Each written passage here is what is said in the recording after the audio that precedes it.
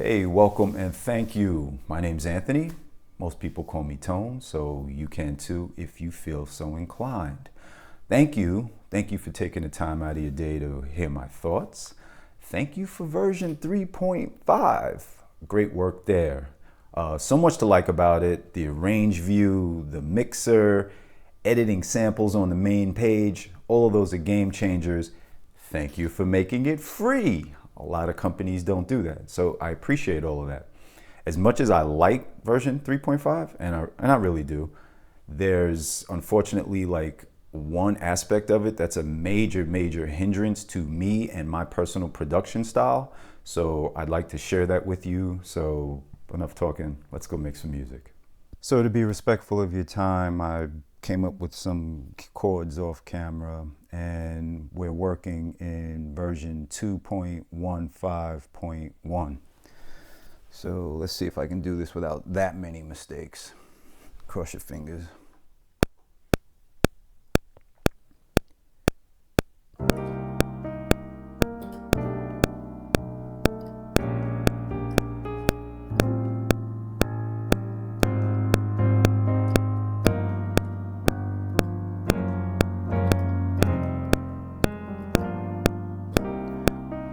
Okay, so that's good enough.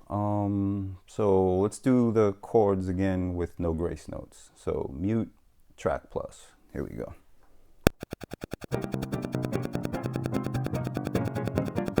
All right, let's what can we do? Let's rock the chords. So mute, track plus. So something like this.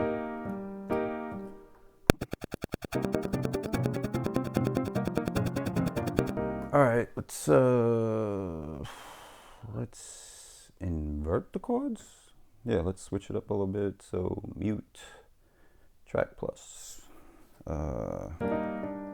Okay, yeah, mute it down. Okay, a few mistakes, but you get the idea. What else could we do? Let's switch the chords up one more time. So mute, track plus. What do we got? Yeah, I got something. Okay, so I mean that's enough. You get the point. So what I usually do is I'll come up with some chords, and then as I'm recording it, I get an idea and I just chase ideas. So what did I do? I did 5 tracks. So then the next step, I would go to track mute, and then I would just play them. And so maybe I'll switch them. Like that. Not so sloppily.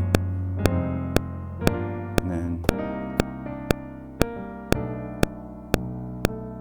So basically what I'll do is I'll play with the track mutes and see which candidate, because these are all takes, they're alternate takes of the similar ideas, which candidate I like, and then I'll start working again. So that's 4 piano tracks.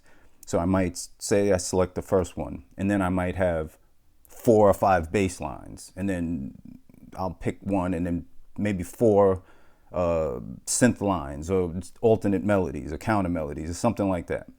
So that's kind of my workflow in 2.15.1, and it's super fast, it's fluid, it works perfectly well.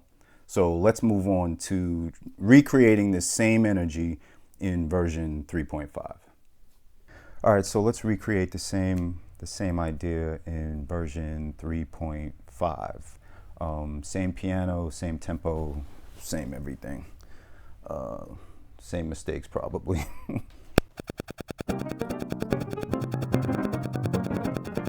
Okay, so that's good. Then what did I do? No grace notes. So mute, track plus. Okay, wait, that doesn't work. So let's go back. You have to go mute, duplicate track, unmute. Okay, so this one is no grace notes.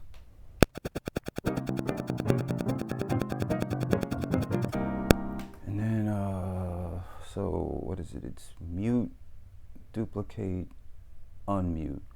Then it's, what did I do? I rocked it. Okay, so.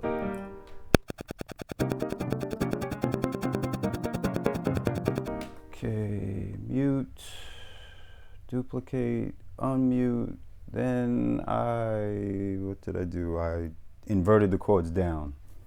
So this, okay. And then I switched up the chords. Mute, duplicate, unmute, and I switched the chords to, what did I do? That one, okay, I got it. And how many is that? That's 5. I think I did 5 in the other one. So, all right, let's stop there. And then typically I would go to, just like in the other version, I would go to track mutes, and then I would start listening back to them. And then flip them. I actually like this.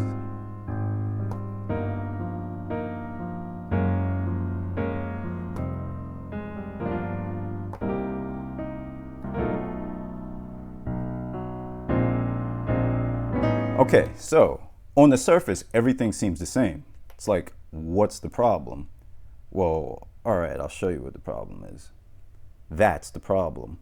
I'm already through 65% of my resources, but more importantly, I've used 5 out of my 8 allotted pianos, out of my 8 allotted plugins rather, because, and I didn't notice this at first, but this intimate piano is not the same as that one, nor that one, nor that one. There's 5 instantiations of the same exact piano. That's why the resources are about to be rammed. If I add 1 or 2 more ideas, I'm gonna get an error message that's gonna say I'm out of resources, or that 1 or 2 more would only be 7. Or if I add a third one, then I won't be able to add another one, because it'll say you've used up your 8 allotted plugins. So, all right, let's try it another way and see if there's a workaround for this. Okay, so let's try an alternate method, because I know you're gonna say, well, you wouldn't use 5 different pianos, you would create a MIDI track that points at the same piano. So let's try the same thing with that workaround. So let me put down the first one. If I make a mistake, it doesn't matter, because this is just for explanatory purposes. Actually played that nicely. All right, so now this is your suggestion. Create a MIDI track, right? So clearly you go mute, new track, MIDI track, then you have to point it to track 1. And to do that, you have to hold this, scroll, MIDI send, push this down, turn it to that, and hit enter, and hit close, and now it should work. Okay, why is this not working? Oh, because track 1 is muted. So I have to unmute track 1. But wait a minute. So if I unmute track 1 and then I go to record on track 2, track 1 is going to play. So then I have to change the monitor mode. So what would I put it on? I would put it on in. So wait. Let's see if that works. Yeah, okay, that would work. Now let's try again. What is the second one? Is no grace notes. Okay, so I'm not going to do all 5, but let's go to the next step. So now how do we do this? So if I mute that, how do I do this? So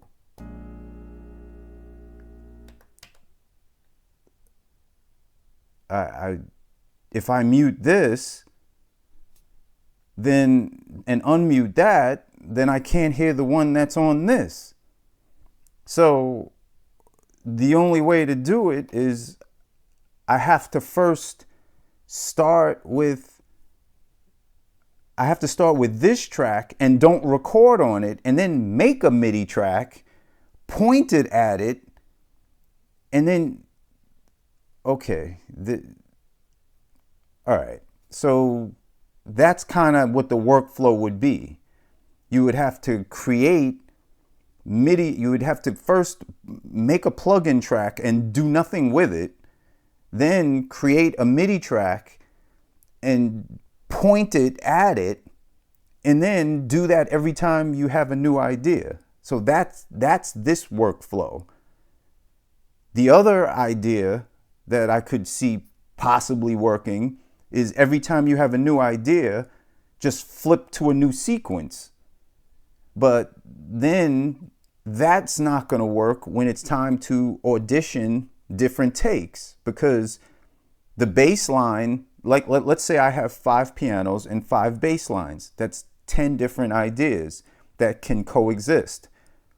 But if I only have one idea per sequence, then all of a sudden I have all these disparate parts of sequences all over the place that I can't compile. There's no way to comp one set sequence doing it this way. So I don't know. This leaves me at a loss. So let's see how some of the other manufacturers handle this same situation. All right, I think it would be fair to say that Machine Plus is a competitor of the Akai MPC series. So let's see how recreating that same idea would be in Machine. I'm not going to do all of it because, you'll probably get the point with one or two. So what do we do? Shift.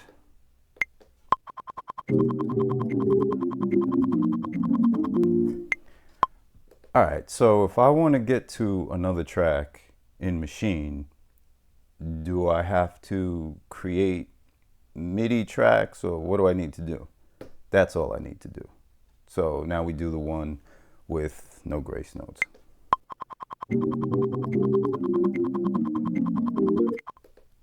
And I could just go on, but basically to get to the next track, I go like that, next track, that, and I can keep going on forever.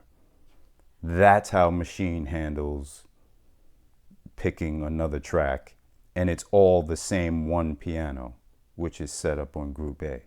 So in Machine, a program is called a group, and a track is called a pattern. So I just created 8 patterns with 8 taps.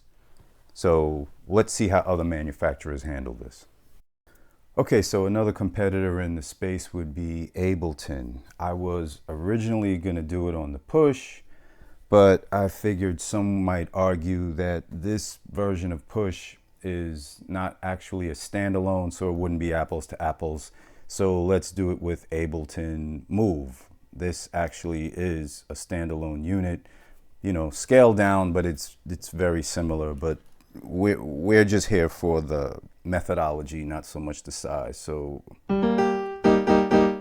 to record, I would just do something like this. Okay. So whatever, this is just to explain to you. So what would I have to do to get to another track? Well, it would be as simple as that. And now I'm back on another track. And if I wanted to do it again, it's as simple as that. And I'm on another track and I can record a bunch of tracks.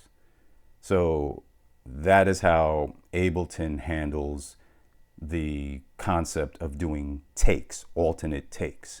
It's 2 button presses.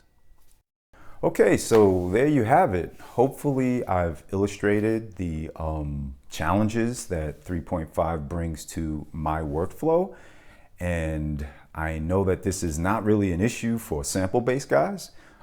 They had an issue with track mutes, and fortunately you listened to the community and you restored that back. I'm hoping that you will also take this into consideration and restore access to programs back to us.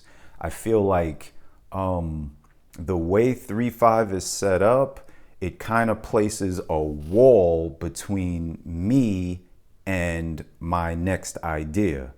And I'm offered the creation of MIDI tracks as sort of a workaround. It's almost like there's a locked door, and the workaround is go down the hall, make a right, go to the security desk, get a key, come back, unlock the door, then go back and give the guard the key, and then you can get to your next idea. Like, it's possible, it's doable, but in the creation phase, I feel like there should be no hindrance, there should be no obstacle. That's the critical point in the creation of a song, where you want to quickly lay down your ideas as fast as they come to you, because they're fleeting. They don't, well, as for me, I should just speak for myself. I'll get an idea, I'll start to execute it, and then as fast as I'm executing that, I'll get another idea and I'll say, oh wait, let me try this. If I have to stop and, fumble around, I'm not gonna get that idea. Like, half of the things that I've created have been, I guess you'd call them happy accidents. That probably wouldn't be possible with the 3.5 workflow. I feel like there are simple fixes for this. Like, you could repurpose the duplicate track button to just 1, mute the present track, 2, create a duplicate track pointing to the same program, not a duplicate of the program. Now, if you're dead set on keeping the duplicate track button as is, then let's create a button called alt track, or maybe just ALT. You just make a button called ALT, and it performs exactly what I was doing in version 2.5. Mute track plus. That's all you need to do. Then all of the problems go away. I feel like it would be beneficial to anyone who is using plugins. Now, don't get me wrong, I love to sample. I used to be a sample-based guy. However, the last record I put out with a sample in it, the sample clearance ate up all the publishing. So I'm not doing that anymore. I'm team plugin right now.